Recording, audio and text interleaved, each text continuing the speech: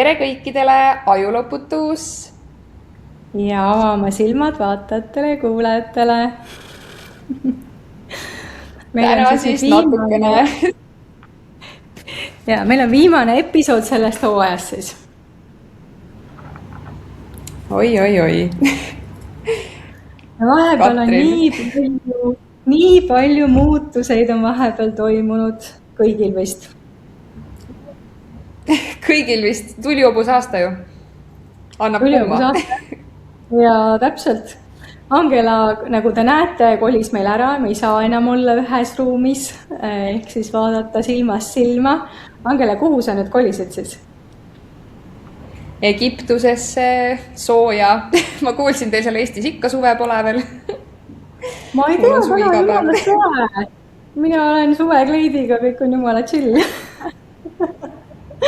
Ma tahtsin, et mul oleks iga päev see. Nii et tegin otsuse ja... Kohe varsti on sul 50 kraadi nagu iga päev. Augustis lubab jah, 45-50 kraadi. Vaatame, kui kiiresti sealt tagasi tuled siis selle 50 kraadiga. Jah. Aga uuendustest ja muutustest rääkides, siis Katrin, sul ju sai 3. raamat valmis. Jaa, mul sai 3. raamat valmis. Mul on ka hästi palju muutused olnud, nagu sa näed, meil on uues kohas.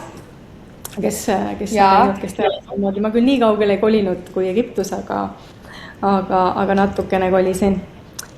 Ja uus raamat on tõesti nüüd päris valmis. Et on tegelikult juba trükikojas tegemisel ja loodetavasti saame kohe teada ka, millal ta sealt kätte saab. Aga seekord väga suur rõõm on märgata, et peale meie tervet hooaega podcast'e on ikkagi inimeste nagu huvi ja teadlikkus suurenenud, raamatut on palju rohkem ostetud kui eelmise raamatuid alguses nii-öelda ette tellimises. Ja ma pean tõdema, et selle raamatu kirjutamine on olnud üks äärmiselt põnev teekond. Ja siis ma näen ka seda, et hästi palju on sellist nagu kotermanni, kes tahab kogu aeg vahele hüpata, et ei lase mul ühte teha või teist teha või kolmandat teha. Et selline... No, nagu ikka päris...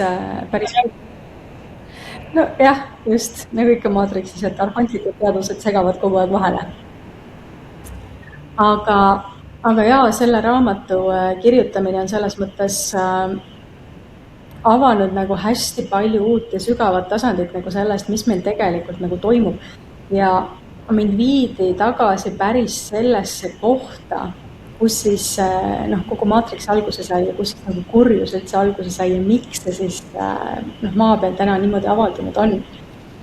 Ja kui ma kunagi ka oma teekonna jooksul olin väga palju tegelikult kuulnud Anunnakide siis tulnukate rassist.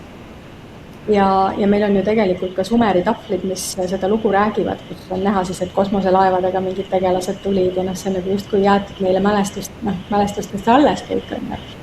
Siis ma ei olnud väga sellele teemale nagu tähelepanu pööranud, kuigi ka mu eelmises raamatus Anunnakisid ju mainisin. Et nad olid ühel hetkel siiski algallikaga ühenduses olev rass ja siis midagi juhtus ja siis nad otsustasid eralduda.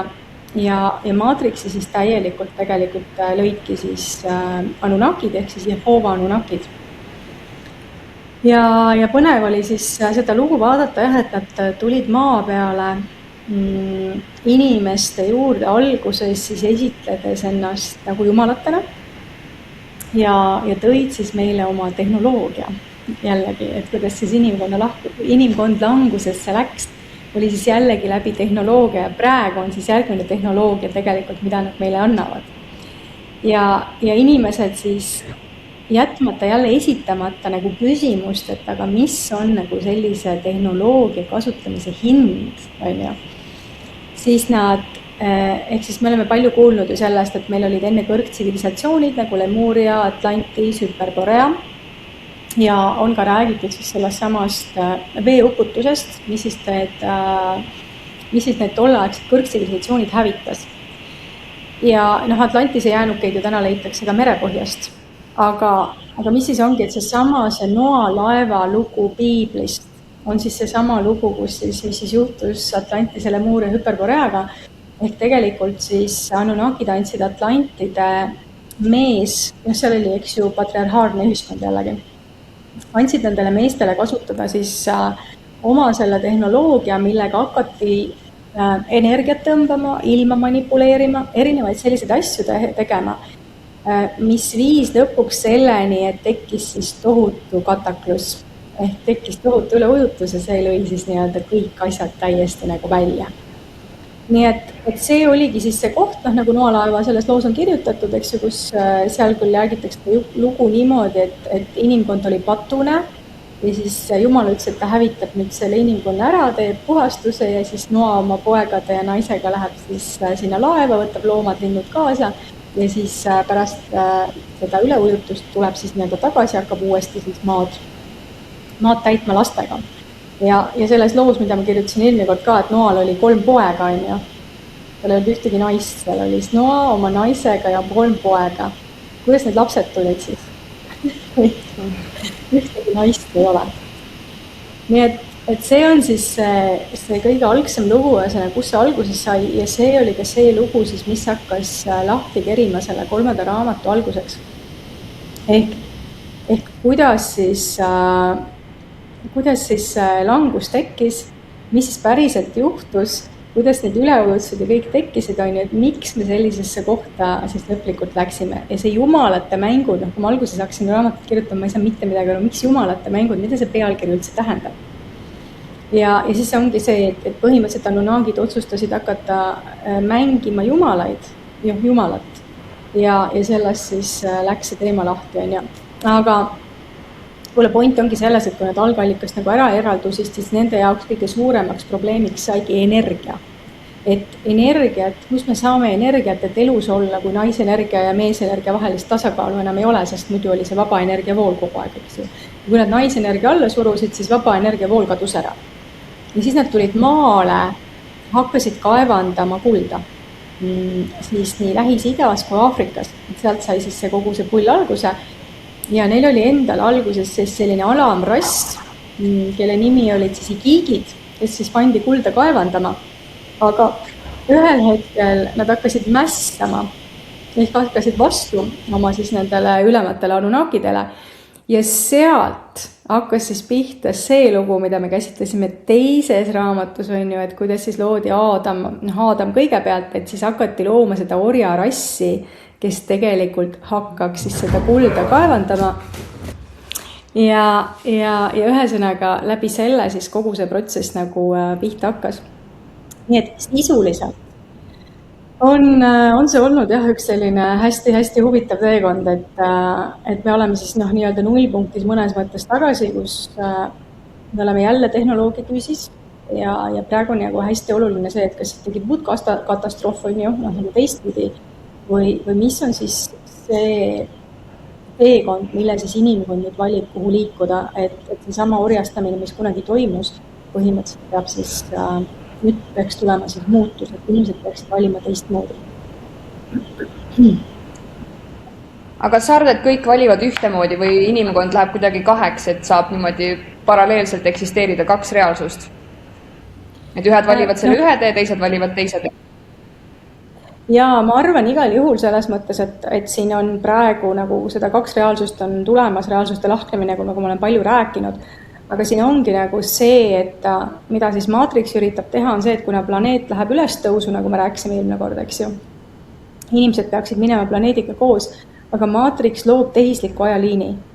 Tehisliku ajaliini, kuhu nad tahavad lukustada inimese teadvuse, nii et inimene oma teadvustega läheb kaasa sellele tehislikule ajaliinile.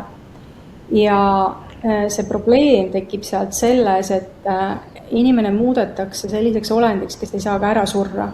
Et läbi kogu selle tehisaru ja kiipide ja kõikide, et sa oled nagu igaveses põrgus või igaveses kannatuses kogu aeg selleks tehisaru toiduks seal.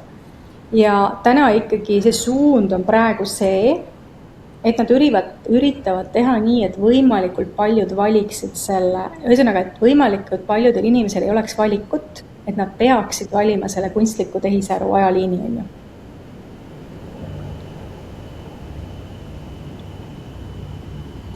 Päris jõhker. Jah, vaata sellepärast ongi, et see sõltub hästi palju inimesest, et mida ta praegu ette võtab. Me tegime siin ka just tegelikult kogukondade päeva. Nagu selles mõttes tulime kokku. Räägi sellest natuke. Jaa, päris palju inimesi tuli kokku, et sihuke 80 inimese ringis tuli kohale. Ja järgmine kohtumine on meil siis juba juunikuus. Ja oleme praegu siis liikumas nagu selles vormis, et me loomegi siis ametliku kogukonna, nimi on välja valitud, praegu loome siis lippu ja pappi, et põhimõtteliselt sisuliselt on see tegelikult oma riigi loomine. Et kuigi ma arvan, et me ei peaks enam maatriksi reeglite järgi liikuma, sest et tegelikult täna on vaja juba teisi asju toimetada, aga ma arvan, et esialgu on sealt okei nagu liikuma minna.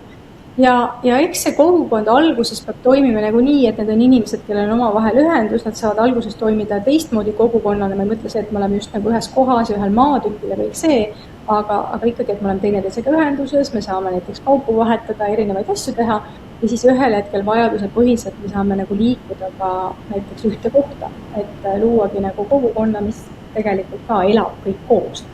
Aga praegu võib-olla on natukene vara sellest veel rääkida. Arvad, et on vara või? Ma arvan, et on selles mõttes vara, et mida ma märkasin hästi palju inimestes oli seda, et kui vaata inimene on, kui me ausad oleme, inimesti mugav olend. Ja inimene ei liiguta ennast enne, kui ta ei pea liigutama. Ehk ma olen nagu öelnud, kui keegi ütleb vahel, et aga miks sa külvad hirmu näiteks videotega või midagi. Aga hästi selge on see, et kui ma ei vajuta hirmunuppudele, siis keegi ei vaata, keegi ei tee mitte midagi, kõik magavad edasi. Et see mugavustsoonist välja minek tuleb siis, kui läheb ebamugavaks. Sellepärast ma näengi, et see alus tuleb luua, aga inimene, ma arvan, enne ennast päriselt liigutama hakkas. Kui ma reaalselt küsisin, et kes on nõus täna oma kodust välja kolima ja tulema kokku kogukonnaga, elame ühest kohast, siis ega neid käsi väga palju ei olnud. Ja kui meil oli vaja moodustada ka näiteks töögrupid, et kes hakkab siis mingit töögruppi juhtima, siis oli samamoodi, et ega keegi initsiatiivi ei võta. Aga selge on see, et mina või paar inimest, kes seda kogukonna teemat nagu alguses veavad, et mina ei võta inimestest vastutust. Mina ei hakka kõiki asju ära looma ja siis nemad tulevad mugavalt kohale, et inimene peab hakkama aru saama, et vastutuse võtab tema ja asjad sünnivad ainult siis, kui me tegelikult reaalselt nagu mingid asju tegema hakkame. Just. Aga sa tahtsid täna rääkida ka natukene spirituaalsest maatriksist. Jaa, ma arvan, et see võib-olla selle hooaja lõppu on üks kõige olulisemaid teemasid, mis nagu tuli sellest raamatust nagu välja, mis oli hästi oluline osa. Me oleme tegelikult sinuga terve hooaja spirituaalsest maatriksist rääkinud. Me oleme rääkinud spirituaalse maatriksi ühest osast, mis on religioon, eks. Et mida oligi nagu hästi selgelt näidati, et see, et kui inimene siis ühel hetkel hakkab, inimene niikuinii ühel hetkel hakkab ärkama või inimest tõmbab niikuinii vaimsuse poole või ta otsib igal juhul mingit, ma ei oska öelda, mingi asi on tema sees, mis automaatselt paneb selliseid vaimseid, spirituaalseid kogemusi, teadmisi, kõiki asju, kõiki nende asjade suunas liikuma. Ja kuna oli ju teada ka, et see, kuidas ma ütlen sulle, et see täielik pimedus või öö saab siin läbi, eks ju, inimesi hakkab vaimsus huvitama, siis oli kohe selleks loodud järgmine maatriksi tasand, et kui sa lähed üldmaatriksist välja, siis järgmine maatriks, mis sulle kohe vastu tuleb, on spirituaalne maatriks. Ehk mõte on selles, et su teadvus igal juhul vabaks ei saaks, vaid sa astud lihtsalt järgmisele petu tasandile, kus sind võetakse jälle üle ja sa lähed sealt edasi. Ja nüüd ma saan aru, mida mulle siis näidati, sellest on juba, ma ei tea, 2017 ja mis iganes aastal see oli, siis näidati, et kõik kohad on täis neid ärimees Nossoveid, kes vahendavad jumalat sulle. Et tule siia, on ju, et võtta need õpetused, anna see raha, mine sinna ja seal on siis see jumal, eks ju.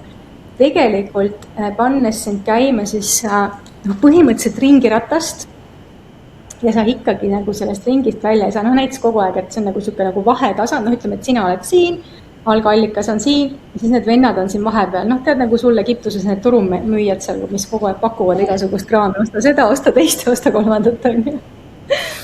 Ehk mõte on siis see, et sa lähed sellest, ütleme nii, et sa ei saa seda tasandit otseselt eirata, kui sa ärkama hakkad. See on nagu, saad aru, see on sul kohe vastas, on ju. aga mõte on sellest, et sa lähed sealt kuidagi sujuva vooluga niimoodi läbi, et sa saad sealt mingeid häid asju ka kaasa korjata, aga sa ei jää sinna kinni või sa ei jää sinna pidama.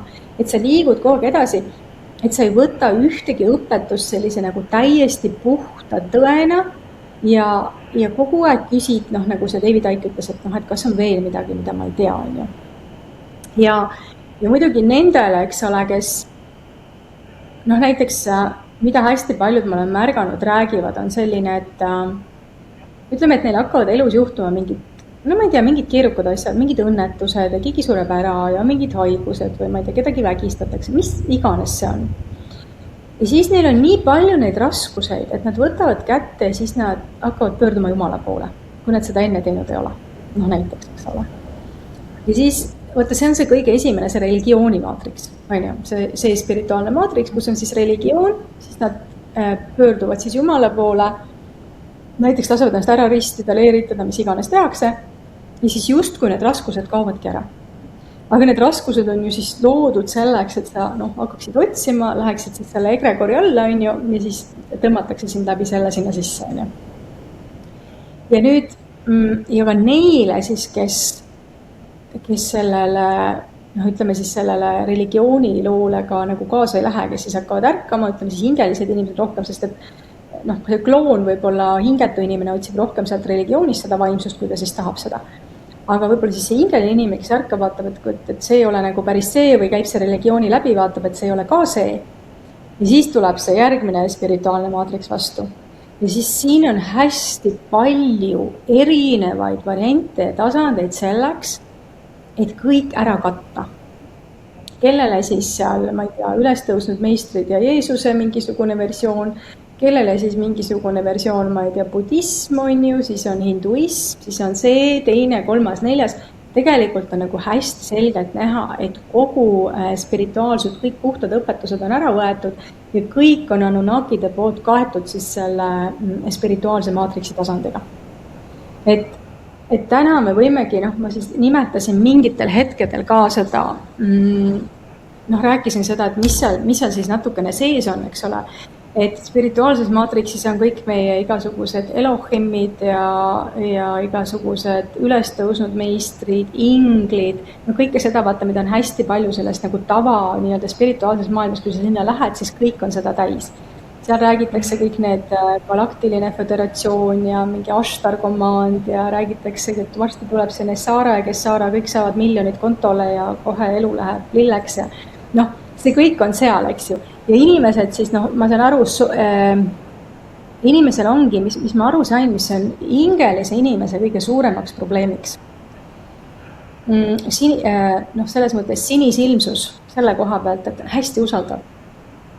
Hästi usaldav, natukene lapselik, kipub kalduma illusioonidesse ja ei suuda nagu mingeid asju nagu kaine pilguga või reaalselt mõtta, et ma ütlesin seda ka, et mis siis saaks, kui kujuta ette, kui kõik inimesed saaksid homme miljoni kontole. Mis siis saaks? Totaalne kaos. Oleks ju, eks?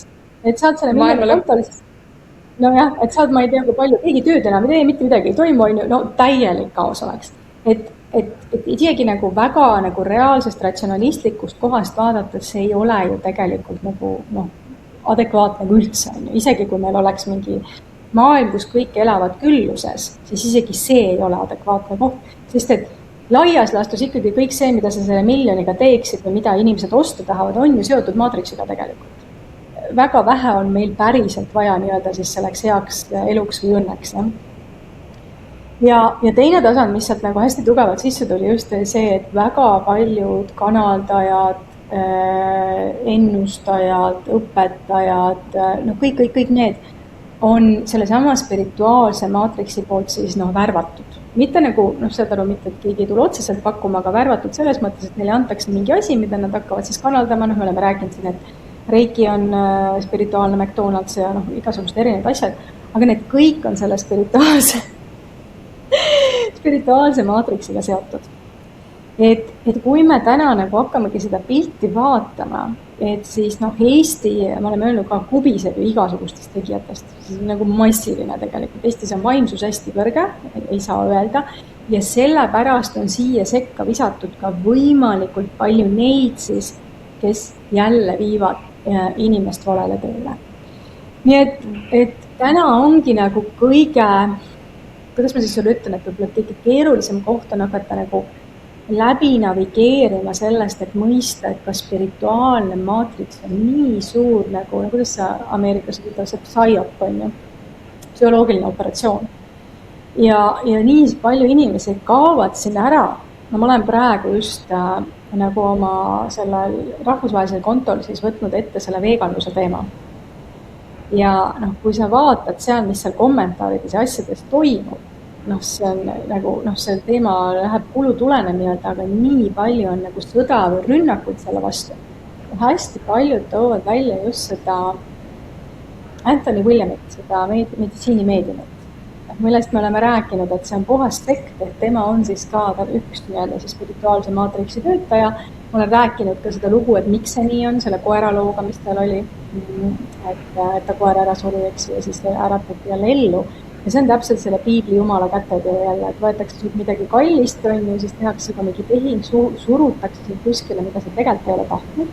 Ja siis sa saadki nii-öelda selleks tööriistaks, et sa annad siis selle käe sinna. Et müüd oma hinge neile maha. Nii et üsna põlev on see jah, et see ei ole ainult nii, et osad inimesed müüvad oma hinge maha selleks, et siin nagu raha saada, ütleme siis ma mõtlen nagu see materiaal üldmaatriksis, eks ole, et hakkavad tegema asju, mis teisi kahjustab ja nii edasi. Aga spirituaalne maatriks on täpselt sama ohtlik. Seal on nagu teistpidi, et me võtame vastu, mina õpetasin kunagi tantrat näiteks, et ma võtsin vastu mingi õpetusi, mis tegelikult tantra selles mõttes on küll püha seksuaalsus ja kõik see teekond, aga see on täna nii Anunnakide poolt ära moonutatud jälle. Et ka see teekond iseenesest viib meid pigem kaugemale iseendast kui lähemale, eriti siis, kui me läheme järgima selliseid. Et võib-olla see õpetus isegi ei olegi nii vale, aga kui me ise ei ole enda sees saanud heasse kohta, ennast ära tervendanud ja siis me läheme sellele teekonna ja siis on näha näiteks, mis tantramaailmas saanud on, eks ole, et kui palju seal on väärkohtlemist ja kõike muud. Ehk see kaob jälle, et see saab osaks mingisugusest illusioonist ja siis sa kaod sinna ära. Nii et see jah, see tasand, nagu mida ma olen ammu ju näinud ja teadnud tegelikult, et seal on hästi palju nagu ebapuhtust ja olen hästi palju sellest maailmast eemale hoidnud. Aga 3. raamatus kuidagi kogu see pilt läks nagu hästi lahti. Ja ma rääkisin enne korra budismist, ma olen seda tegelikult enne, oleme sinu korras saates korra rääkinud. Aga mida hästi selgelt nagu näidati oli see, et kui me võtame mingi spirituaalse õpetuse, ja selle spirituaalses õpetuses on sees, ühesõnaga seal ei ole nagu kaasatud sellesse, seal on ka teekond Jumalani, aga selles protsessi ei ole kaasatud näiteks sinu keha või sinu igapäevane elu. Et kuidas Buda teekond oli, ta jättis naise ja lapse maha, läks istus kuskile puu alla, mis ta hakkas ennast seal näljutama, kui mu mälu mind hästi ei võta, ja siis jõudis nii-öelda siis valgustumise või Jumalani. Ja see, mis just näidati, oli see, et mitte kunagi ei saa sa jõuda ju armastusse, millest me räägime algallikast. Ei saa jõuda ju armastusse siis, kui sa oma keha hakkad väärkohtlema. Magada sa talle ei lase, süüa ta talle ei anna, ajata, ma ei tea, hommikul kell 3 üles, magad mingi puupadja peal ja kuskil kivipõrandal, ja nii edasi, eks ju. Et see on täiesti absurdne, et tegelikult keha on siis valgustumise protsessi üks nagu väga suur osa, et see on see sõiduk, millega sa nii-öelda siis selle algallika juurde sõidad. Aga kõik need õpetused, mis õpetavad neid keha väärkohtlema ja ütlevad, et Jumalani sa jõuad ainult vaikuses ja meditatsioonis olles, võtad välja keha, hinge, armastuse, ja siis kui õpetus ütleb veel, et sa pead oma naise ja lapse ka maha jätma ja kodust ära minema, siis tegelikult see paari suhe ja loomulikult muidugi seksuaalsus, millest me oleme palju rääkinud, on kõige puhtamad teed algallikani tegelikult. Ja siis see kõik on ära moonutatud, mungad ju ei tohi seksist midagi teada, et see seksuaalsus on alla surutud, paarisuhted on ära lõhud, nagu et ei, et sa annad ennast Jumalale ja irdud sellest igapäevasest elus. aga kõige sügavam spirituaalne teekond ongi tegelikult meie igapäevane elu, mitte koopas elamine kuskil üksinda. Et no vot, ma ütlengi, et selle spirituaalsel maatriksil on vaata nii palju neid tahke ja kuhu siis inimesed viiakse ja saadetakse ja siis nad lähevad lootes jõuda, nagu nad nimetavad, kohale ja tegelikult lähevad siis veel kaugemale sellest, kus nad siis nii-öelda sellest, kuhu nad päriselt soovivad jõuda. Nii et see spirituaalse maatriksi teema on hästi huvitav ja hästi lai, et ma seda raamatus ka nagu osaliselt käsitlesin. See oli hästi põnev, et nad mõtlevad, et nad hakkavad kuhugi liikuma ja jõuavad siis lõpuks sinna kohale, aga ma siin just paar päeva tagasi jäin mõtlema sellele, et tegelikult elul ju ei olegi eesmärki, vaid asi on selles teekonnas endas, selles kohalolus olekus, mitte see, et ma nüüd jõuan kuhugi ja mul on mingi eesmärk, vaid see, et sa oled, naudid igat päeva, sest homset ega eilset ei ole olemas, on ju. Nojah, selles mõttes, et ajaliinil on homne ja tänane olemas, muidu juhtuks kõik kogu aeg ühel ajal ja korraga. Mis osaliselt ka nagu juhtub, kui me vaatame paralleelreaalsused, eks ole. Everything happens all the time in everywhere, on ju, nagu öeldakse. Isegi mingi siuke film on sellise pealkirjaga. Aga iseenesest selle koha pealt on sul õigus, et kõige suurem mõte, võib-olla elu mõte ongi kogeda. Et tulla ja olla kogeda, olla selles tasakaalus ja ühenduses, olla hästi kohal. Ja siis maatriks tõmbab siin. Laulul ei ole eesmärki, tantsul ei ole eesmärki, aga see point ongi selles kogemuses endas, on ju? Jah, et sa, ja selles ongi, et sa suudad nagu elu, et sa suudad elu nautida, et sa suudad elu elada. Vaata, ma kirjutasin sinna raamatusse ka, et vaata sellel hetkel, kui tekib energiadefitsiit, energia muutub nagu, saad aru, nagu on, sul on energiakriis nii-öelda, jah. Kui energia on kogu aeg voolamises, siis sa teed mida? Sa elad. Aga kui energia muutub defitsiidiks, ehk sa lähed energiakriisi, siis sa hakkad vältima surma. Ehk sa hakkad otsima kogu aeg, vaata, kust ma saan energiat, et elus püsida, jah. Ja Anunnakid, kui nad siis algallikast lahti ühendasid, siis nende elust sai surma vältimine, surmakultuur, surma vältimine, aga nad ei ela. Nad ei saa siin ja praegu olla, kohal olla, nautida, mängida, lõbutseda, sest neil on kogu aeg üks mõte peas. Kust ma saan seda energiat näiteks, et veel 10 aastat vastu pidada, eks? Ja siis ongi see, et kui sina ütled, et olla kohal ja tantsida ja nautida ja olla, siis nemad peavad kogu aeg planeerima, vaata, ja meid on ka täna ju angele pandud planeerima. Kus ma saan raha järgmiste arvete maksmist? Kus ma saan seda? Kus ma saan teist? Eks me oleme ainult selles, me oleme ikka kas tulevikus või minevikus, on ju, me oleme kahe vahel. Aga siis see kohalolu, millest sina räägid, see ongi ära võetud, sest et muidu juhtub angelamism, sest muidu saad oma energia tagasi, sa tuled kohale, saad algallika ühendusse ja sa ei ole enam energiakriisis. Kui sina energiakriisis enam ei ole, siis nad ei saa sind enam domineerida, sest näiteks üks asi, mida ma ka selgelt nägin, olid, toidukriisi tahetakse teha, nii. Aga meie energiajaamad rakkudes on ju tegelikult mitokondrid. Mitokondrid siis praegu suurem osa inimesi toimib glükoosi peal, me oleme rääkinud sellest suhkru peal. Nüüd me räägime sellest, et et kui sa kasutad rasva, siis sa saad, siis on parem energia, saad pikemalt toimida. Aga kõige puhtam energiaallikas meie mitokondrite jaoks on valgus. Saad energia ja valgus. Ja kui ja ka praegu nad ei suuda valgust ümber töödelda, sest me oleme nagu me oleme. Aga kui me saame tagasi selle koha, et mitokondrid hakkavad valgust energiaks töötama, siis nii kui päike on väljas, sa laed ennast ära. Mitte midagi ei ole, mul ei ole mingit süüa vaja. See on jälle, sest et adamiitidel ei olnud ju võimalik valgust ümber töödelda, sest et nende kehad ei olnud selliselt üles ehitatud, ei olnud võimalik.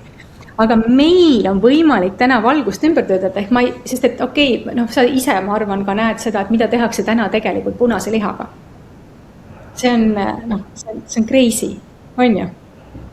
Ärme üldse hakka rääkimagi, ma arvan, see on ulme. Meil mingid puugid ja kes iganes meil siin punase liha allergiat tekitavad, on ju, et kuskil laborites saaks ikka seda prinditud liha toota ja müüa ja kõike kontrollida ja Ja. Õnneks vist puuke ei ole. sul on vist ei ole nii palju, sul on kuum seal, ma arvan, liiga ei ole nii palju seda rohtu ja rohelist. Ma usun, et sul on teistmoodi. Aga noh, aga võtame ka selle, okei, sa ütled, et sa sööd seal liha, aga näiteks samamoodi hormoonid, antibiootikumid, praegu käiakse Prantsusmaal, lendavad kohale farmerid, kes on karjad ära peitnud, droonidega otsivad karjad ülesse, lendavad kohale ja vaktsineerivad kogu karja ära. Nii et, noh, Ameerikas visatakse neid puugipakke alla, mida meil on siin juba aastaid alla visatud, ma arvan, et seal on ka. Ja siis tuleb see punase liha allergia. Aga lihtsalt, kui me võtame ka selle, et kvaliteetset puhast liha ja see, isegi kui me täna räägime sellest, et isegi kui sul on see rohumaveis, oletame, et sa on vaktsineerimata, hormoone ei ole ja kõik nii edasi. Ikkagi see, kuidas täna looma tapetakse, et ta saatakse näiteks tapamai, on täiesti vale. Ma kogukonnapäeval rääkisin ja just eelnevalt ka, et on olemas sellised viisid, kuidas looma tapetakse, mis on üliharmoonilised, nii et loom ei tea, ei kuule, ei näe järsku ja on kõik. Ja siis me võime rääkida sellest, et see on nagu, ütleme, et see liha on siis enam-vähem. Aga isegi see punane liha, mida ka meie täna sööme ja kõik see rasv, ega me ei saa ju öelda, et ta on 100% puhas. Never. Ja. Aga ongi... Ei. Aga tulemegi selle juurde tagasi, et ühesõnaga, et kui sinu sees taastuvad need ühendused, kus sul on olemas nagu kogu oma energia, mitte ainult see, et sa valgust töötad ümber, aga ma ei tea, sul on, sind ei saa, soojaga manipuleerida, millega iganes manipuleerida, sa muutud täiesti autonoomseks olendiks tagasi. Eks sul tulevad tagasi kõik need võimed, mis algsel inimesel oli, millest me täna, ma arvan, isegi unistada ei oska. Siis ei ole mingit ükski süsteem ei tee sinuga enam mitte midagi. Tal ei ole lihtsalt seda midagi teha, sa oled sellest nii palju üle. Ja sellepärast on siis seesama see spirituaalne maatriks, et sa jumala pärast saad, saad aru, siit kuskilt oma peanuppu välja ei tõsta. Et sa oled ainult seal sellel tasandil kinni, eks ju. Ja ühesõnaga käid lihtsalt ühest korruselt, maja korruselt teise. Ja tegelikult see, et kujutad ette, et lähed edasi kuskil, tegelikult paned samal mööda maja sama korrust ringi, aga lihtsalt erinevates tubades piltlikult öeldes, eks. Ja siis vahetatakse dekoratsioone kogu aeg. Tegelikult on sama tsirkus. Sama tsirkus. Uued pildid seina peal ja uued näod ja tuba natuke teistmoodi, siin on natuke suurem tuba ja siin on juba see, siin on ilusam vaade. Et saad aru piltlikult öeldes tegelikult oled kogu aeg ala 3. korrusel ja mitte midagi ei muuta, eks. Aga lähme tagasi su raamatu juurde. Sa veel seal raamatu lõpus kirjutad natuke valgustumisest. Jaa. Räägi sellest. Meile ongi nüüd antud tegelikult hästi selged juhised kätte inimkonnana, et kui me eelmine kord rääkisimegi, et me peame hakkama sealt, et planeet ja inimkond lähevad ülestõusu, siis põhimõtteliselt ongi nii, et kui sa ikkagi ei suuda hakata valgust endast läbi laskma või valgust töötlema ümber just nimelt energiaks või üldse ei suuda valgust vastu võtta, siis see tähendab seda, et sa sealt tasandilt nagu läbi ei lähe. Sa ei lähe läbi sellest, ütleme niimoodi, et sa ei suuda seda kõrget energiat vastu võtta ja sinu keha tänu sellele hakkab ära lagunema. Ja nüüd see teema, kui me tuleme tagasi selle lihasöömise ja selle veganismi ja kõige juurde, siis seal mulle hästi selgelt näidati, miks see psühholoogiline operatsioon on tehtud, sellepärast, et sinu keha niikuinii täna ei ole enam väga maandatud.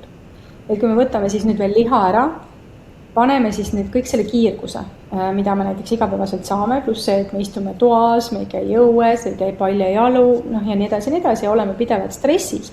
Siis meie kehad on nii hapras olekus, et kui see kosmiline energia nüüd tuleb, mis on hästi-hästi tugev ja intensiivne energia, siis sinu sees ei ole esiteks pole kohtu, kus sa saaks juurduda või maanduda, sa ei suuda nagu hoida seda. Ja kehad hakkavad laiali lagunema nagu reaalselt. Lisaks siis ta intensiivistab kõiki protsesse, mis siis meie sees üldse on. Et kui on hirm, siis hirm läheb veel hullemaks, ärevus läheb veel hullemaks, hirmumõtted lähevad veel tugevamaks, kõik negatiivsed emotsioonid, kõik tulevad üles, kõik hakkab nagu intensiivistuma. Aga kui sul on see maandatus olemas, sa oled hästi kindlalt paigal, nagu puul on juured hästi sügaval, sa suudad saada, siis see valgus saab sinusse ankurduda ja sa suudad nagu jääda kohale. Ja kui me vaatame natukene nüüd võib-olla põhjalikumal tasandil, mida see protsess tähendab, et me võtame need kosmilised energiat vastu, siis tegelikult on nii olnud, et mida siis inimese jaoks tehti, oli see, et lõigati läbi ühendus ikkagi inimese hinge ja vaimuga. Et noh, kui me olime nii-öelda siis selles pimeduse ajas või pimeduse kohas, siis meil ei olnud, me jäimegi nii-öelda siia oma pead, meie kehad siis toimetasid siin oma pead, aga hing ja vaim, ütleme nii, et mingil tasandil meiega ühendus said, aga nad ei olnud nagu siis kehaga koos lõimunud ja joonduses. Nii et sisuliselt kujuta ette, et sa praegu liigud siis kõrgematele sagedustele, energiatele, hing ja vaim tulevad, hakkavad siis nii-öelda piltlikult su kehaga lõimuma, laskuvad siis sinu tasandile, aga su keha laguneb selle all laiali. Et sa ei suuda seda vastu võtta. Ja meie DNA saab siin nüüd hästi määravaks, sest see, mis siis viimased aastad tehti siis ka juba COVID ajal, eks ole, oli ju siis DNA muundamine. Nüüd DNA ongi sinu hinge ja vaimu siis piltlikult öeldes sisse logimise koodid, et ühel on siis ühed DNA keermed, teisel on teised DNA keermed ja läbi selle siis nende siis logitakse sisse ja ühendutakse kehaga uuesti. Et praegu justkui käib see tasand, kus me jõuame siis teineteisele lähemale, peame kokku tagasi minema, aga meie keha siis ei suuda neid asju vastu võtta, meie laguneme laiali ja sellepärast hakkab nüüd kohe varsti, seda juba tegelikult ju räägitakse, hakkab tulema igasuguseid, et me paneme sulle kiibi sisse, siis sa saad kaua elada, me paneme sulle kiibi sisse, see ravib mingid haigused ära, ütleme seal mingisugused Alzheimerid ja sellised näiteks eriti, mis on ajuga seotud. Me paneme sulle kiibi sisse, sul tekivad supervõimed, sa saad, ma ei tea, 56 keelt rääkida, mingid sellised, mõistad, et see sinu AI-ga ühendumine tehakse hästi ahvatlevaks. Et sa, ja siis sa võid aru saada ka see, et mida paremaks lähevad nendepoolsed pakkumised, siis seda nii-öelda, rohkem nad on sellises häda kohas, et tegelikult on ju, meil on see teine tee, et me peame lihtsalt olema rahulikult, vaikselt ära ootama, et meil tulevad kõik need asjad ise endal. Meil on kõik need asjad olemas, mida nemad meile pakuvad. Kui su DNA aktiveerub, hing ja vaim lõimuvad kehaga, sa elad niikuinii, igavesti, sellepärast, et energiakriisi enam pole. Supervõimed on sul niikuinii endal kõik olemas. Haiguste ravi tuleb ka niikuinii automaatselt, sellepärast, et see on sageduslik. Haigused siis ongi, kas tervenevad ära või siis see keha ei pea enam vastu, nii-öelda utiliseeritakse ja inimene sünnib siis uuesti lihtsalt uues kehastuses ja juba uuel ajastul. Et see on nüüd see valgustumise protsess, et kui me kogu aeg on räägitud sellest valgustamisest, mis asi see valgustamine on ja see valgustamine on see, et sa lähed istud seal kloostrisse, mediteerid 12 aastat, oled kuskil koopas või teed ma ei tea mida, siis see valgustamise protsess tegelikult puhtalt on see, et sa muutud valgust vastu võtmaks, valgust läbi laskvaks, sinu siis süsiniku baasil olev keha muutub tagasi kristalliliseks, nii nagu ta alguses oli, mitokondrid hakkavad siis valgust töötlema ümber energiaks. Ja see on siis tegelik valgustumise protsess, et inimene muutub siis tagasi valguseks või valgusolendiks, kui me siis praegu oleme pimeduse olendid. Et siis, kui hakkasid sündima kloonid, siis me läksime pruunide silmade järgi, siis saadi aru, et on pimeduse olend sündinud, eks ole, sest et see DNA oli suletud, DNA enam ei peegeldunud valgust, oli näha, et sündis pimeduse olend. Nii kaua siis meie oleme selles samas protsessis siin, et kuni meie DNA ei ole uuesti aktiveerunud, siis me tegelikult veel valgust läbi laskvaks ei ole saanud või vastu võtvaks. Ja põhiline ongi see, et me peame enda seest välja saama siis kõik kogu pinge, kõik need asjad, kui see hästi intensiivne energia tuleb, hakkab suruma ennast läbi. Kui su sees on pinge, mis ta läbi saab, sa oled kivikõva. Siis kuskilt annab järgi. Süda annab järgi, ma ei tea, ajus annab midagi järgi, mingid asjad tekivad. Ühesõnaga igal juhul sa seda valguse tõusu vastu ei pea. Nii et praegu selles mõttes käib ikkagi üks väga korralik sõda inimeste ülestõusmise vastu. Ja see on käinud pikalt läbi nii paljude erinevate etappide, alustades siis koroonavaktsiinist, et see DNA ära muundada, et ei oleks võimalik siis inimestel ühenduda enam oma hinge ja vaimuga. Kui me räägime nendest puukidest, punase liha allergiast, veganlusest, need jälle, seal spirituaalses maatriksis on neid kihte, ma ei oska sulle öelda, 100 tükki, ma arvan. Aga kõikidel on absoluutselt, igal ühel neist üks agenda. Sina ei tohi ärgata uuesti ellu, sa ei tohi saada valguseks. Sa ei tohi aktiveerida oma DNA ja sa ei tohi saada uuesti tagasi jumalikuks inimeseks. sest siis on nendel nagu läbi. Ja kui üks inimene selle ära teeb, siis on ju lihtne, teised saavad järgi tulla. Nii et põhimõtteliselt käib mõnes mõttes ikkagi selline nagu ajaga võidujooks, et mis siis nagu toimuma hakkab ja kuidas siis nagu, kuidas see kõik läheb. Põnev. Aga mis sa praegu näed, kas need inimkond nagu kuidagi hakkab sealt üles tõusma või ei hakka? Et see sõda nagu käib, see on loogiline, aga mis see nagu tulemus siis lõpuks on, et kes võidab või? Tead, ma näengi seda, et me oleme sinu saadetes ka rääginud, et neid on ju tegelikult hingelisi inimesi vist mingi ainult 30%, ma arvan, tänaseks, mitte rohkem, ülejäänud on ju ikkagi nagu see augutäide nii-öelda. Aga vaata, ma näengi seda, et see on seesama, tuleme tagasi selle, mis ma natuke aega tagasi rääkisin. Hingeline inimene, kes on hakanud arvama, on jõudnud spirituaalsesse maatriksisse. Nüüd seal spirituaalses maatriksis on 1000 tegelast, kes tahavad seda kõik tükkideks tõmmata, ta kõiki usaldab, mis ta on võtnud vastu kõik need uskumused, mis tegelikult viivata sellest kaugemale. Et ma ei tea, ma ütleks niimoodi, Angela, et kui täna inimesed ikkagi väga kiiresti silmi ei ava, ei hakka mõistma ja aru saama nagu ma näen täna seda inimestes, et me ei saa aru põhimõtetest, kuidas mingid asjad toimuvad. Kas me räägime veganluse juures, mis iganes või kohvi joomisest või vahet ei ole. Et kõik, nagu seal mul ei ole praegu seda kaelas see päikesevärava võtti või see rist, eks. Seal on need 4 energiat, on ju õhk, maa, tuli, vesi. Õhk, maa, tuli, vesi peavad minema sinu sees tasakaalu, siis tekib see täielik harmoonia tasakaal ja siis tekib sealt see avaldumine. Aga kõik need psühholoogilised operatsioonid on loodud selleks, et sa jääksid kogu aeg nagu, see tasakaalust väljas, ükskõik, et maa ja taevas ei saa kunagi kokku või vesi ja tuli ei saa kunagi kokku, et kogu aeg jääksid kuidagi eraldatus toimuma. Et kui inimene saab sellest aru saama, isegi rääkisin paar päeva tagasi ühe oma sõbraga, kes on väga kaua teinud teraapiat, ennast tervendanud. Ja ta pöördus mu poole ühe küsimusega ja siis ta ütles, et ta teeb seal mingeid teisi teraapiaid ja niimoodi rääkisime ja siis ma pärast istusin ja mõtlesin, et kõik need miljonid erinevad teraapiad, mis täna pakutakse, perekonstellatsioonid, mis iganes kõik, täpselt samamoodi on tegelikult. Me käime täpselt selle sama augu ümber, aga me päriselt tasakaalu tagasi ei tule, sest teraapias me räägime, istume, tegeleme peaga, aga keha ei vii tasakaalu, hingetasandit, närvisüsteemi ikkagi ära ei vabasta lõplikult. Kui sa tegeled ainult närvisüsteemiga, aga kehaga ei tegele või ei tegele meelega ja nii edasi, ikka on kogu aeg, et üks tegeleb ühega, teine teisega, aga seda kokku tervikuna, seda ei ole. Ja niimoodi me olemegi lõpmatult, iga üks tegeleb mingi asjaga, ma ütlen, on osas, mis iganes spirituaalne maatriks on, aga mulle tundub, nagu see film on see Groundhog Day, et on see lõputu, see sama päev, et sa tõused iga päev hommikul ülesse ja kokku see trall hakkab otsast peale. Ja siis sa valid täna, et sa lähed hommikul uksest välja, astud teisele poole ja teisel pool ootab sind seesama. Täpselt seesama, lihtsalt omade uute lõksudega, kohe tuleb järgmine, kes pakub sulle midagi uut. Nii et praegu on ikkagi, ma ütlen ausalt, et ma jälgin väga huviga.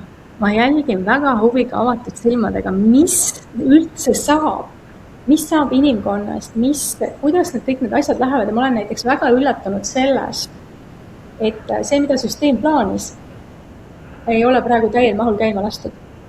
Minu küsimus on, miks? Et tegelikult oli plaan ikkagi sellel suvel, kütusekriisid, kõik need asjad, praegu nad üritavad nüüd uut viirust käivitada. Et kõik oli plaanitud käima lasta ja ei ole lastud. Milles on asi? Kas inimesed ei haaku enam?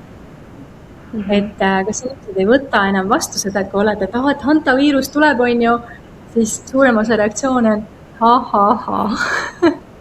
Või midagi sellist, eks ju.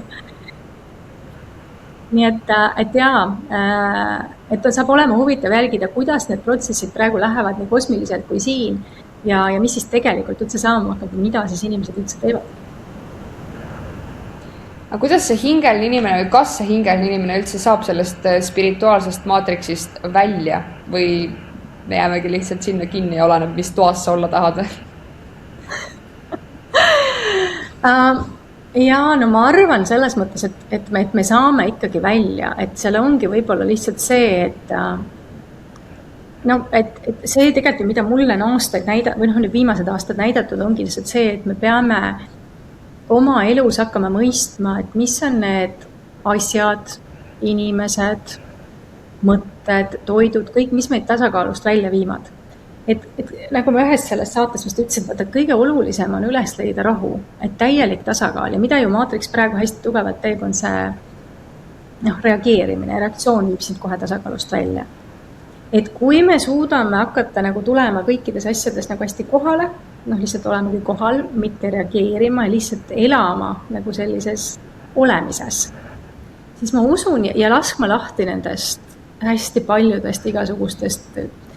Kõige jubedamad on minu mõnest need asjad, ma just mõtlesin, mis hoiavad meid vaata sellises kohas, et kogu aeg see minu nagu teekond või minu ärkamine on seotud kogu mingi välise asjaga. Mingi väline asi on veel, mis tahab ära lahendamist saada. Mingi asi on veel see.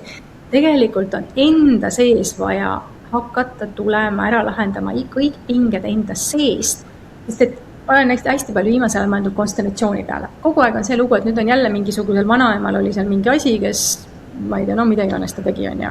Ja siis sellepärast mina ei saa siin rahulikult oma elu elada.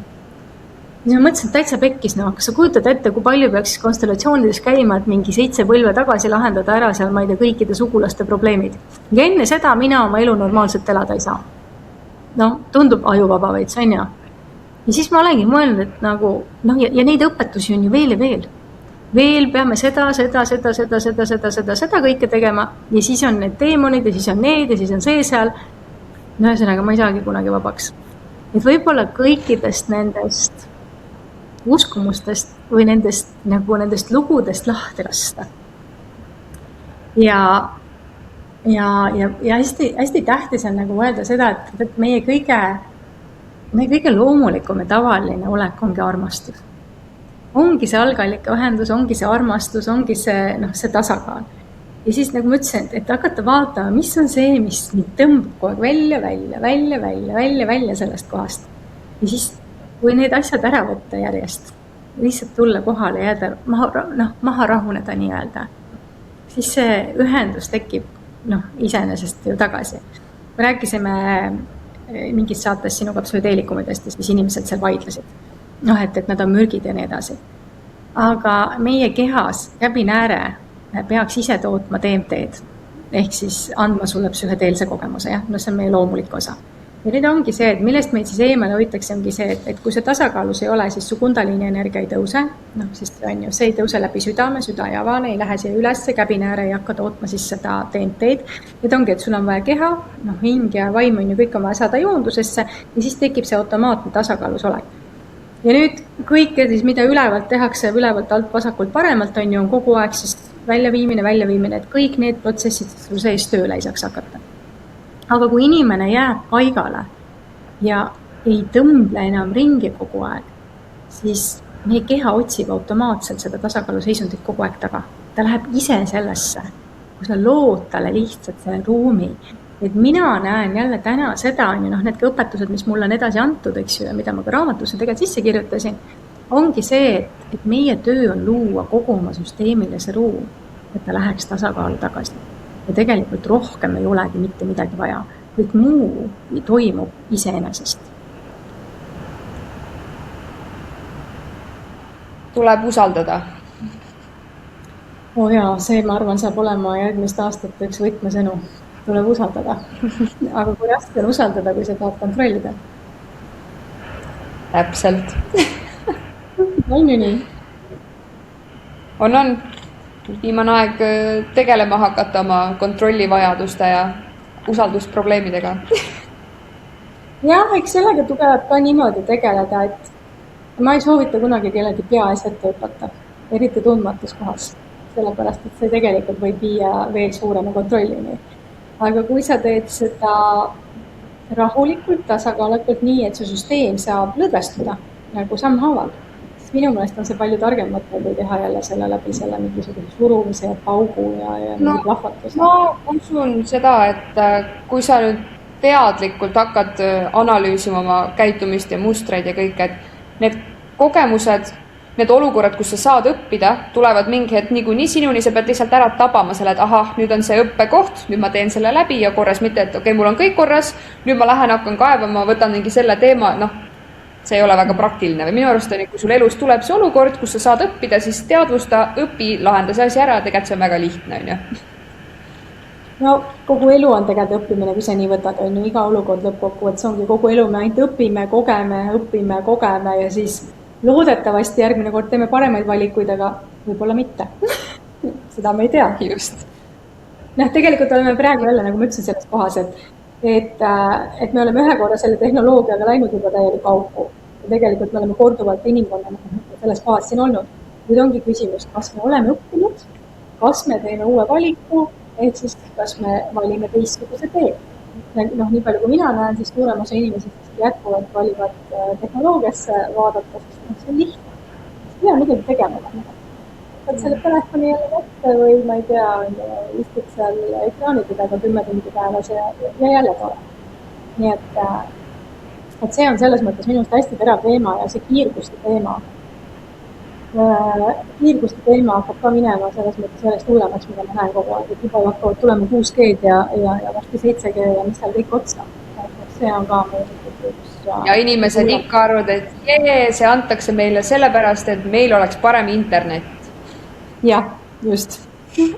No, meil on täna 5G, minul ei ole muidugi, ma ei kasuta 5G, ma kasutan 4G-d. Ma ei tea, mis sinul seal on? Sinul on 5G? 5G on siin, jah. 5G, okei, no mina ei kasuta, lülitan telefonista välja. Aga me ei saa öelda täna, et sul oleks super hea internet. On sul super hea internet või? Ei ole, muidugi mitte. Eks ole, ja kui tuleb 6 või 7G, siis sul ei saa ka olema super hea internet, vaid signaal läheb järjest tugevamaks ja võib-olla siin on hea koht seda näidet tuua, eks ole, et see kiirgus annab sellist signaali, mis on nagu, vaata, muudab kaootiliseks kõik. Ja ta muudab kogu sinu välja kaootiliseks. Aga selleks, et sa saaksid ühendusse ja algsesse olekusse tagasi, peab tekkima selline, nagu harmooniline olek. Mina panin just ma sain Inglismaalt, ma teen temaga podcasti ka, sain ühe mehega just tuttavaks, kes loob neid mingisuguseid asju siia peale, lepekaid, mis siis seda välja tulevat signaali harmoniseerivad. Ja kui ma need esimesed päevad peale panin, siis mõtlesin ka, et see on mingi tavaline kleps, mis ei saa midagi teha. Aga näiteks ma ei väsi enam niimoodi ära, kui ma oma aparaate pean kasutama. Et kui ma pean tööd tegema, mis ma väsisin enne nagu hästi kiiresti ära vaata ja kohe on siuke. Isegi kui hommikul pean mingi aeg telefoni vaatama, mingid meile vastama igas, siis ei ole kohe niimoodi, et tahaks, saad aru, pea nokkima panna. Nii et ta seletas ka, et see harmoniseerib selle signaali ära, et mul on kõikidel aparaatidel see peal. Ja nagu ma ütlesin, et vaata, kui meie signaal on kui me oleme harmoonilises signaalis ümbruses, siis on kõik hästi, aga me ei ole täna, meid tulistatakse alt ja pealt kogu aeg ja see ongi see probleem. Ma muuseas rääkisin seal kogukondade päeval, ma räägin selle kogemuse, mis mul oli. Me rääkisime sellest, et miks elada kogukonnas ja kuidas elada siis nagu teistsugust elu. Ja ma käisin kunagi sellisel asjal, nagu on ting, mis on Põhjamaade hõimude kogunemine. Maailmas on hästi tuntud sarnane asi Rainbow Gathering.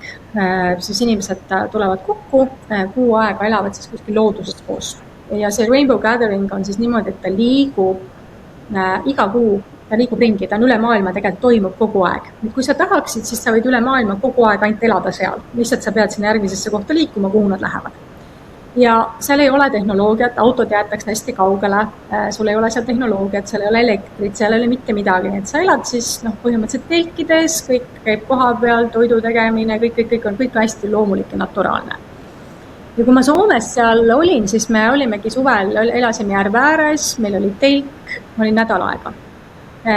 Sinna oli saun ehitatud, metsa kaevati vetsude kraavid, kõik oli selles mõttes hästi looduslik ja tavaline ei olnud midagi nagu selles mõttes kunstlik, võib-olla peale meie telgi. Ja söödi 2 korda päevas, söödi siis niimoodi, et kõik olid koos, istusid ümber lõkke, kes tol päeval köögitoimkonda sattus süüa tegema, mitte midagi ei planeeritud. kellel tuli tuju, läks köögitoimkonda, tegi süüa, kellel tuli tuju, läks täna korjas puid ja tegi lõket, kellel tuli tuju, 2 tipid oli ka püsti. Läks, tegi mingit workshopi näiteks tipis, ma ei tea, mingit laulutuba või tantsutuba, üks vahet ei olnud. Ühesõnaga, aga kõik voolas kogu aeg ja keegi ei öelnud, et kell 8 on hommikusöök või kell 4 on õhtus, mida siukest olnud. Lihtsalt kõik oli täiesti tavaliselt. Ja kui ma olin nädal aega seal ära olnud, ja kusjuures meie käisime vahepeal väljas, me käisime vahepeal poes, sest et seal tingil oli nii, et seal ei olnud autod nagu nii kaugel, aga ikkagi. Me ostsime mingit ala kitsejuustu ja tomatit ja umbes, ma ei tea, kräkkereid. Ja nädal aega, kui ma olin seal olnud, siis ma tõusin sealt püsti, siis kui oli see äramineku õhtu, siis ma ütlesin ka, et mul on nii palju õnne ja armastus minu sees, et see voolab niimoodi üle ääre välja, et ma ei oska sellega midagi peale hakata. Ja ei olnud seal midagi, et ma oleks armunud olnud või mingi tore kutt oleks olnud, ei, mitte midagi sellist, vaid lihtsalt sellest, kuidas me elu kogesime ja kuidas me olime. See oli nagu täiesti loomulik ja naturaalne seisund. Ja seda ma ütlengi, et me oleme loomulikult kogu aeg sellises seisundis.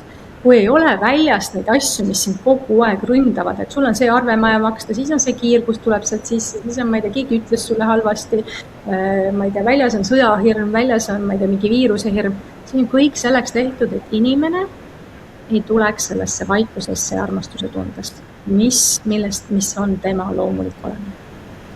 Nii et see ongi see, mis on vaja nagu luua selleks, et see kõik muu välja visata ümbert ja omal kõik puhtaks teha, on ju. Ja hästi hoolega hakata vaatama seda, et mis röövib minu rahu, mis röövib minu tervist, mis röövib minu heaolu, miks mul on vaja, ma ei tea, juua, miks mul on vaja süüa, miks mul on vaja suitsetada, miks mul igast lolluseid teha, eks. Et mis see on, mis paneb mind seda tegema, sest ma otsin ju tegelikult mingit heaolu tunnet kogu aeg taga, mis mind päriselt selle heaoluni ei vii.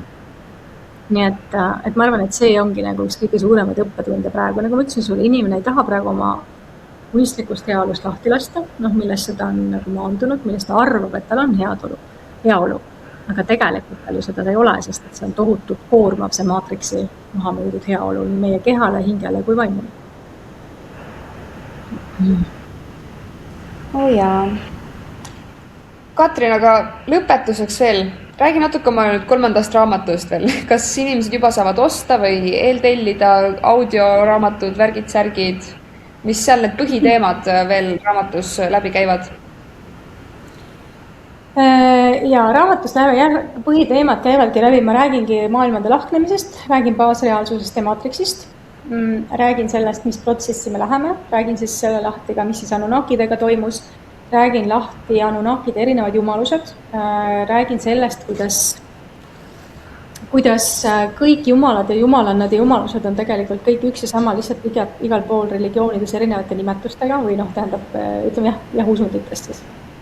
Ja siis 3. osas ma räägingi, või mul on 4 osa vist isegi raamatus, ja räägingi tegelikult päris pikalt enda tervendamisest ja tasakaalu tagasi tulemisest. Et kuidas seda teha. Et ma arvan, et selle raamatu, ma juba näen, et eile õhtul viskasin voodisse pikali, siis vaikselt hakkas juba 4. raamatu algus juba siis hakkas pähe tulema. Et ma saan aru, et ta ilmselt ei lase ennast kaua oodata, et ta on nüüd valmis varsti sündima. Aga 3. raamat on ikkagi just see, et see mõte on nagu selles, et mis läks valesti, kus see mis läks valesti, kuidas seda korrigeerida ja mis on see, mida me täna peame tegema selleks, et sellest protsessist siis ilusti läbi tulla või igaüks ise valib, inimene võib ka tegelikult ju valida lahkuda sellest kehastusest praegu, kui ta ei pea seda kaasa tegema ja väga paljud lahkuvadki praegu hästi paljudeks. Nii et see on siis see, millest raamat räägib, et ta räägib tegelikult sellest, kus me langesime pimedusse, kui lihtsalt kokku võtta, kuidas me valgusesse tagasi saame. Et see on selle raamatu mõte. Ja praegu on niimoodi, et raamatun trükis tellida saab praegu ja audioraamatut ma loen sisse. Siin on olnud kõvasti kotermanne, mul siin küll mikrofon tegi nalja ja ei last lugeda, siis ma plaanisin ta sisse lugeda. Et ma sellel nädalal tahan ikkagi raamatu sisse lugeda, et saab juba vaikselt kuulata. Tegelikult, kes tahavad võib-olla juba praegu esimese peatükk ja Loomise meistrite akadeemias kuulata. Nii et raamat on olemas ja soovitan ikkagi inimestel lugeda, et eks meie suur fännklubi, või ütleme, et suuresti meie fännklubi paljud on juba raamatu ostnud, aga kui siis keegi veel tahab praegult hakata suveks seda lugema, siis praegu on absoluutselt õige aeg, ma arvan. mis sa siia lõppu veel inimestele soovitaksid peale enda 3. raamatu lugemise? Mingi mõte, sõnum siia podcasti lõppu? Mis ma näen praegu, mis protsessid toimuvad, on see, et hästi tugevalt on vaja tulla välja hirmust. Hästi palju on vaja julgust ja mis ma märkan, on see, et mis sind enam ikkagi ei teeni või ei ole nagu, kuidas ma ütlen, ei ole nagu kõrgemate sageduste või kõrgemate printsiipide või uue maailmaga kooskõlas. See kõik peab lahkuma su elust. Et sa ei saa enam nagu silma kinni pigistada mitte mingite asjade koha pealt. Et ütleme nii, et tead, et kui sul king pigistab, on ju, ja siis sa siiamaani oled kuidagi nagu käinud, et tead, las see king olla ja no okei on, et ma saan hakkama, on ju. Siis nüüd tuleb siuke aeg, kus ma ei tea, see king õurub sulle siukse konna silma sinna. Et sa lihtsalt, sa ei saa enam seda nagu mitte vaadata. Et sa pead mõtlema, et okei, ma pean need kingad ära vahetama, ma pean selle konna silma ära tervendama. Et enam ei saa mingitest asjadest mööda vaadata, ütleme siis nii. Ehk siis kõik, mis ei ole nagu sinu elus läbinud nagu puhastust või puhastuse tasandeid, siis kõik see tuleb nagu hästi tugevalt esile. Ja teine asi, mida see raamat ikkagi mulle nagu väga õpetas, oli see, et lõpetame väljapoolt nende asjade otsimise. Nagu, mis iganes seal on, nagu hästi selgelt oli see, et kõik, mis situatsioon su elus on, no ma ei tea, ütleme, et laps käitub halvasti. Siis vaata kohe siia ja küsi, okei, mis on minus see koht, mis seda praegu loob, on ju? Või et mul on, ma ei tea, mul koeral tekkisid siin kirbud, on ju. Nagu pole üldse muidu mingit sükest asja. Mis see parasiidi teema on? Kus minu väljas on see parasiit või see parasiitlus? Miks see mulle tuleb? Et iga asi pöörata mitte see, et tema tegi, tema on halb, see on see. Aga sa kogu aeg hakkad võtma vastutust täielikult oma kogemusesse küsida, et okei, mida mul on vaja endas praegu muuta, et minu kogemus muutuks. Ja võt see on, ma arvan, praeguse aja kõige olulisem asi, eks. Kuidas sina koged praegu selle aasta energiaid? Ma ütlesin kohe, vaata podcasti alguses ka tuli hobune, kõik käib niukse kiirusega, niukse aginaga.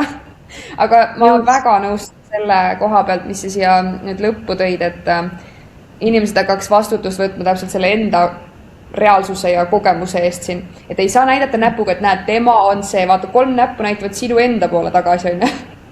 Et sa ise ju lood endast väljapool kõik.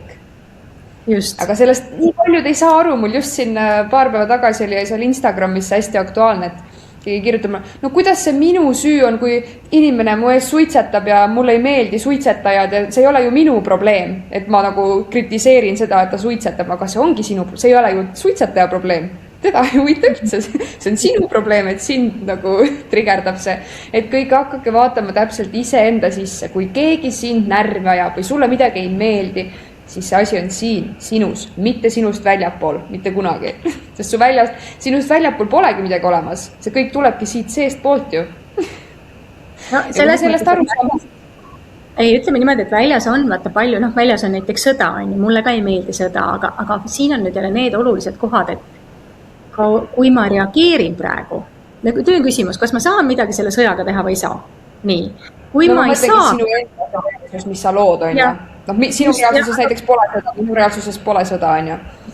Just, eks ju, aga või isegi, et kui minu reaalsuses on näiteks see suitsetaja, kui ta mind häirib, on, siis ma ei pea reageerima sellele. Ma võin ennast eemaldada sellest situatsioonist, ma lähen minema. Ma ei vali seda, aga põhiline on see, et meie reaalsuses sõidavad igasugused asjad sisse. Nüüd on kogu aeg on see, kas sa reageerid või ei reageeri. Reageerid või ei reageeri. On ju? Ja et sa lubad, igal ühel ongi valida selle oma kogemuse. See on ka hästi tähtis, eks ju. Iga üks peab saama valida oma kogemust. Et kui sina otsustad täna suitsetama hakata, siis ma võin ka õlgu kehitada mõelda, et no väga tore, mina seda ei valiks. Aga samas ei saa ma sulle öelda, et sina ei tohi seda valida. Eks, et ma ei reageeri siis nagu sellele.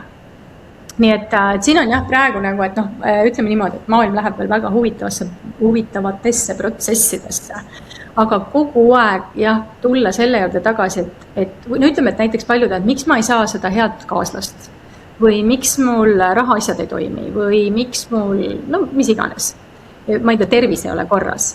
Et siis kui ikkagi jääda selleni, et noh, et ma ei tea, sul on mingi, ma ei tea, must needus peal või sul on mingi, ma ei oska öelda, noh, mis iganes need lood on ju, vanaema, ma ei tea, magas naabrimehega ja nüüd sellepärast sina ei saa õnnelikku armastust kogeda, sest et see on vaja ära lahendada, siis ei ole tegelikult asi selles, siis on sinu sees, on ju, see mingi klikk, see mingi uskumus, et ma olen mitu korda rääkinud, et aju võtab, ühesõnaga me näeme reaalsust ajuga, mitte silmadega. Et siis minu uskumus ei luba mul ühendada või märgata seda reaalsust, kus noh, näiteks kas või võimalusi, kuidas raha teenida. Noh, sest et võimalusi tegelikult, kuidas raha teenida on, ma ei tea, ma arvan, et 100 000 kindlasti, on ju. Ja, aga mina ei näe või hooma või märka või haaku sellega, kui see minu uskumus praegu räägib midagi muud. Nüüd ikkagi on see, et kuidas see mingi asi minu sees praegu sinna välja loob seda kogemust. Kogu aeg hakata seda, et ei ole seal kuskil keegi, mina ise. Mulle nii meeldib seda peegli näidet siia tuua, et nagu see, kuidas universum töötab kui peegel, on ju. Et kui sa seisad peegli ees ja nutad ja sa näed, et peegelpilt nutab, on ju. Aga sa tahad midagi rõõmsamat näha. Sa ei hakka ju peeglit surkima, et ära nüüd nuta, vaid sa muudad ise ennast. Sa võid pisarad ära, naeratad ja siis peegelpilt naeratab sulle vastu. Tegelikult kogu see elu siin töötab samamoodi, et see kõik hakkab siit seest. Ja ühte asja, mida veel näidatakse, et noh, praegu ma ütlesin, vaata mingis saates meil ka, et tulihobuse aasta saab olema armastuse aasta. Noh, et enesearmastuse aasta, armastust hakkab tagasi tulema ja saavad teistsugused suhted võimalikuks. Aga siin on samamoodi, et kui sa tahad näiteks jõuda, kuidas ma ütlen siis sulle nagu teistsugusesse paarisuhtesse, kus ei ole kannatusi või nagu kõrgemat energiat, siis kui sa ikkagi selles paarilises otsid oma õnne, siis sa selle suhteni ka ei jõua. Et kui sa saavad need 2 inimest kokku, kes mõlevad on endas kohal ja on oma enda allikateks saanud, siis see suhe saab tulla. Aga nii kaua, kui me oleme ikkagi see, et ma olen siin õnnetu, ma otsin seda teist inimest, ma ei tea, ei saa seda teist või kolmandat, siis on ikkagi see või ükskõik, et sinu õnn ei saa sõltuda tegelikult ühestki välisest asjast. Mitte ühestki. Et see õnn on lihtsalt üks seisund, mis ei vali või ei pea olema sõltuma sellest, mis siis maatriks sulle parajasti näitab. Et sa muutud seestpoolt õnnelikuks ja siis see projektsioon ju täielikult muudub.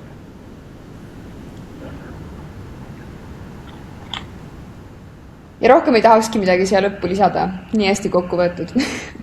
Jaa, nii et hakkake vastutust võtma. Vastutuse võtmine muuseas oma elu eest saabki kõige olulisemaks üldse praegu, sest kui sa vastutust ei võta ja annad selle maatriksile, siis nii sa siia jääd, lähed sinna AI-ga koos sinna tehislikule ajaliinile ja ma ei tea, kui kauaks see seal, et on, ma kirjutasin raamatuse sisse ka, et on olemas hullemaid asju kui surm. Ja see on see, kui sa selle tehislikule ajaliinile lähed sinna maatriksi toiteks. Nii et see saab olema kõige hullem. Surm ei ole nii hull.